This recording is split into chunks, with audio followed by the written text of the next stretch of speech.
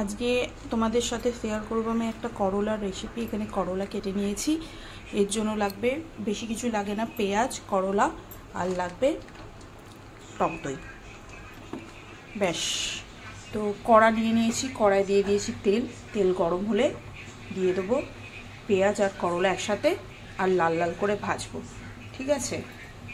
আগে আমি করলাটা দিয়ে দিয়েছি, এটা 2 মিনিট নাড়াচাড়া করে আমি পেঁয়াজটা দিয়ে দেবো।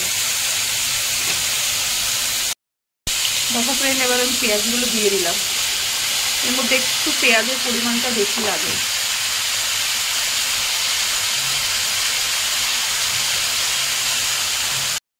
ফ্রেন্ড দিয়ে দিয়েছি, এবার এটাকে একটু লাল লাল করে আমি ভাজবো, করলা যতক্ষণ না সেদ্ধ হচ্ছে।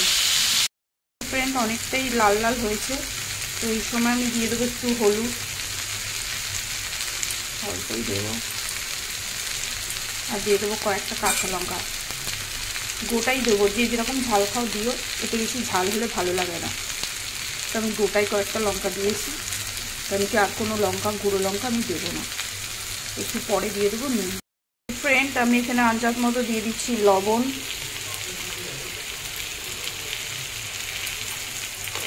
আর দিয়ে দিলাম একটু চিনি। এবার আবার লাল লাল করে ভাজা। দেখো ফ্রেন্ড আমার অনেকটাই লাল লাল হয়ে গেছে, তো এই সময় আমি একটুখানি দিয়ে দেবো ধনে গুঁড়ো, অল্প দেবো।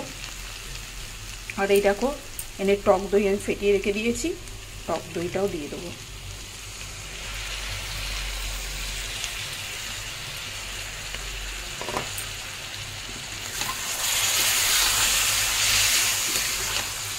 একবার পুরো খেয়ে দেখো, হেভি লাগে খেতে।